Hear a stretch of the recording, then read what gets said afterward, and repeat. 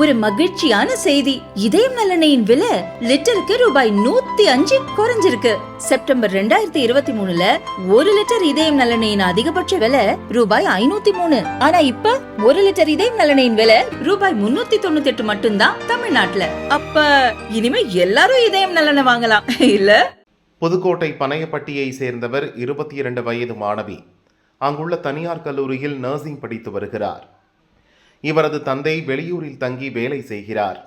தாயுடன் வசித்து வந்த மாணவி வீட்டுக்கு தெரியாமல் இளைஞர் ஒருவருடன் நெருங்கி பழகினார். அதனால் கர்ப்பமானார். நிறைமாத கர்ப்பிணியாக இருந்த அவருக்கு வீட்டிலேயே பிரசவமானது. திருமணமாகாமல் குழந்தை பிறந்ததால் விரக்தியுடன் இருந்தார். வீட்டுக்கு அருகிலேயே குழி தோண்டி குழந்தையை உயிருடன் உள்ளே போட்டதாக தெரிகிறது. குழந்தையின் அழுகுரல் கேட்டு வந்த அக்கம் பக்கத்தினர் மாணவியிடம் விசாரித்தனர். அப்போது குழிக்குள் குழந்தையின் கை தெரிந்துள்ளது. பதறியடித்து மீட்ட அவர்கள் அருகில் இருந்த ஆரம்ப சுகாதார நிலையத்துக்கு தெரிவித்தனர். அங்கு குழந்தைக்கு முதலுதவி அளித்து புதுக்கோட்டை அரசு மருத்துவமனையில் அட்மிட் செய்தனர். தற்போது குழந்தைக்கு தீவிர சிகிச்சை அளிக்கப்படுகிறது.